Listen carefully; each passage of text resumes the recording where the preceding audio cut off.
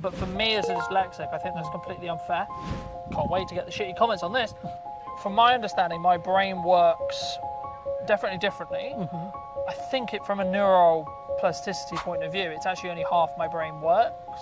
To quote, overcome dyslexia, I know I had to work incredibly harder. Obviously, Einstein was very well known for being dyslexic, and he was a very, very intelligent man. Do you think education traditionally, school, college, university in the UK, is designed for dyslexics? The good news, I would say, about the UK is they do acknowledge it, whereas in some countries they don't even acknowledge it and they don't get any support. So I would... You're just the dumb kid at the back of the class. Yes, exactly. Thank you for all you do. Thank you for, I guess, installing the right value. Hello, my friends. I hope you're well. Today it's going to be a very special conversation. I wanted to, when I launched the podcast, create a level of peace that highlights where I've come from with my values, where I've come from with my upbringing. So I've asked my mum if she's willing to have a conversation. She kindly agreed. I was going to start with work ethic because that was first on my list, but how from a young age would you say that like my work ethic has tweaked, has changed, because I talk about it a lot in content when it comes to like a lot of the values I have are because of you.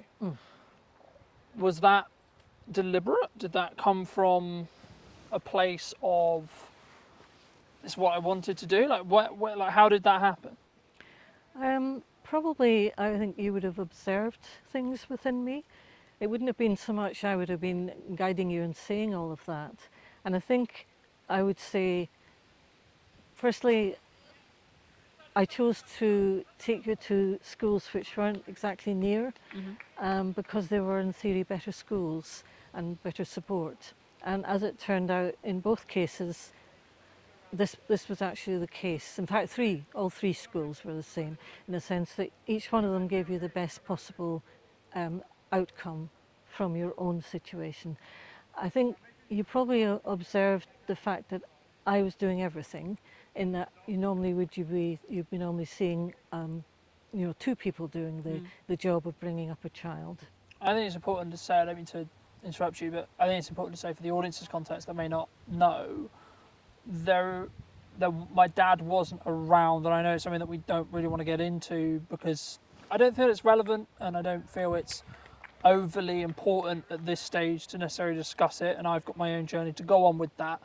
But for me, I think it's important to give that context, and I think it's a common story, but the reasoning will obviously be different, the nuance will be different, but I think the story itself will be, I guess in some ways, not unique in that respect. So I think that's really important to say. But I think, was it, because I know, I'm going to go with, and correct me if you know the ages better than me, when I was 10, maybe 12, maybe 13, you were studying your now honours in child psychology. Do you think that there was a point, were you specifically focused on the values which, or the things of how I was growing up, I guess you could say, because of the work you were doing with studying?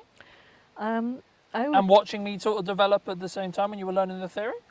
I think I would say that the prelude to this, which I didn't know at the time, was I worked for the Dorset County Council on what they call a parent partnership. Okay. And that parent partnership involves special needs and families who have children with special needs, and all of the difficulties of how you get support and how difficult that can be.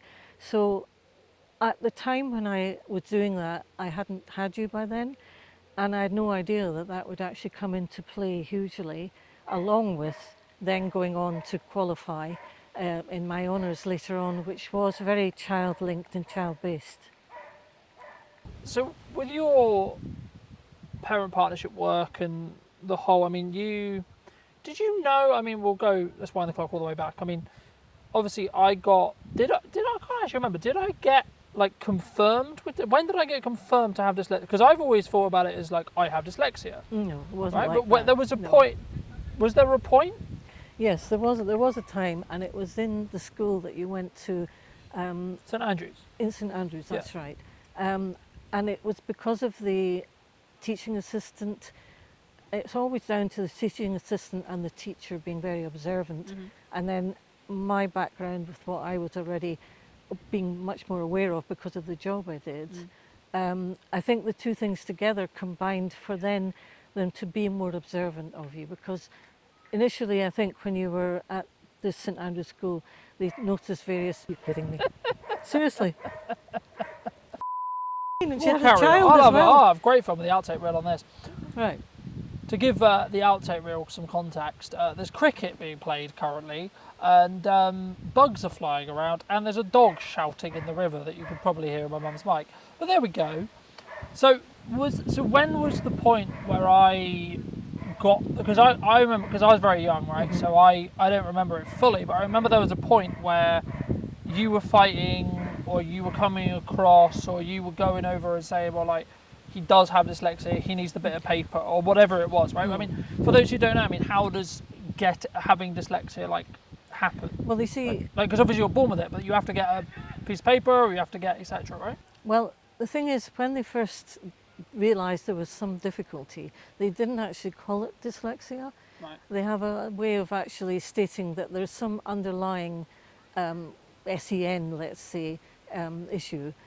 And what the key point about it, because of A, what I did, and B, then understanding more as time went on, if they get the child before 7, you know, backed up and supported for what particular SEN they have, you've got a greater chance. So the earlier it is, the better. Yeah. And in your case, I think you were very fortunate because you were fairly young, considering, I mean, first of all, because you were premature, you did go into school a little bit later, which was a good thing. Was that, sorry to cut you off, but was that deliberate? Did you hold me back? No, the system holds you back because you can only go in at a certain point, and because of when you were born at an earlier stage than you should have been, then you missed the entrance time.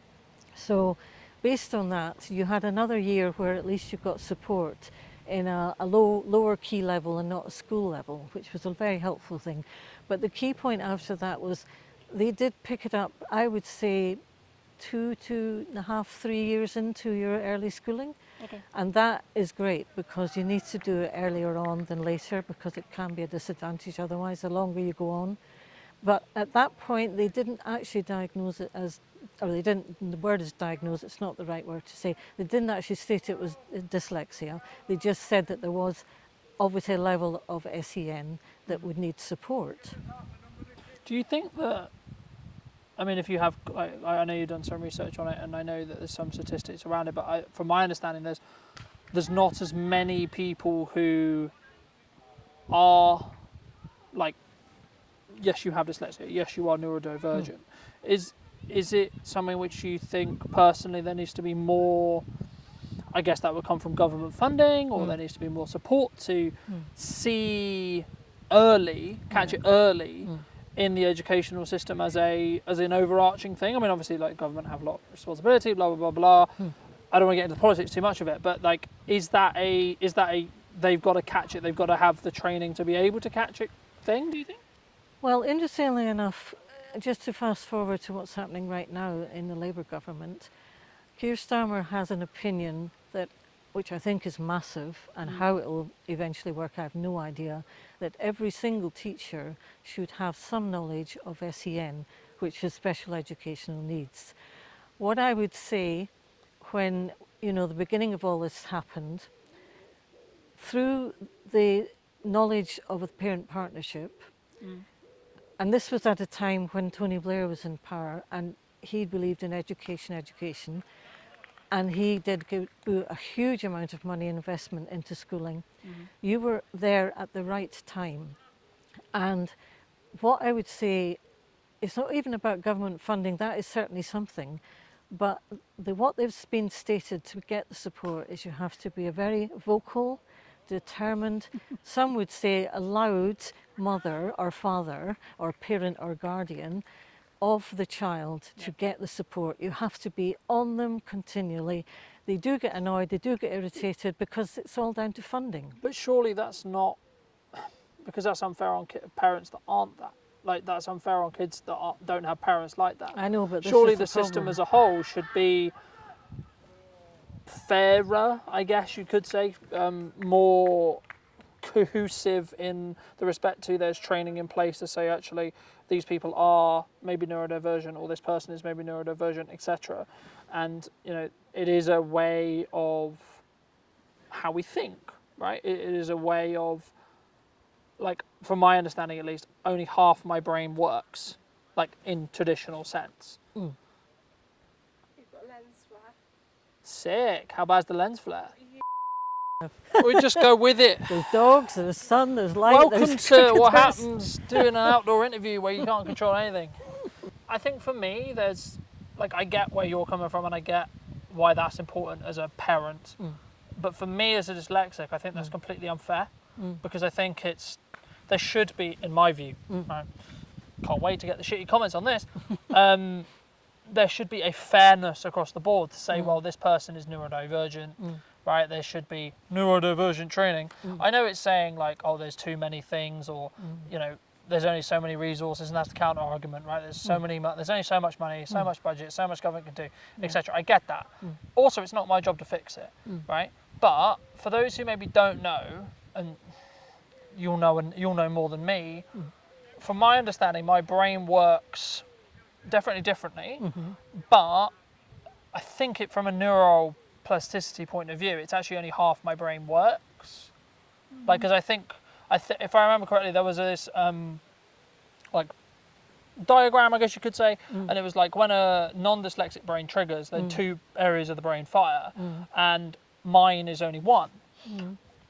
Is there a level of, I guess, when you have a dyslexic child or someone with dyslexia or neurodiversity where they, if you know, are they naturally more likely to be entrepreneurial, naturally more likely to have a strong work ethic? Because for me to, quote, overcome dyslexia, I mean, you saw it through school, but I know I had to work incredibly harder than Sally from George, you know, who would maybe have an easier time with English and math. Sure.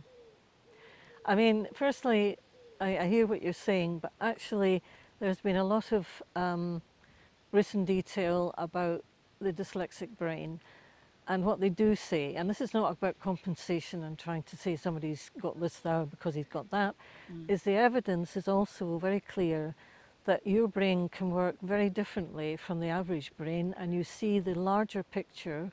And they also recently have stated that your type of brain, if you were interested in an alternative career, would be to be a spy, which takes a certain kind of brain. And obviously Einstein was very well known for being dyslexic, and he was a very, very intelligent man. So I would actually look at it in a very different light. For you, as a child growing up through the education system, I think it's a lot harder, very much so. Do you think, I guess it's kind of a linked question, do you think education traditionally, school, college, university in the UK, is designed for dyslexics? Because I found personally, I'm a very strong learner. I'm very able to problem solve. I'm very able to come across, I would hope, well. I can articulate myself quite well, especially when it comes to spoken word. Yeah. But I find, if you're going to go down the road of what do I find challenging, writing was a challenge, reading was a challenge, right? They're less of a challenge, right? I'm very quickly getting to the end of my first actual physical book, quite happy about. But is it just another way of thinking?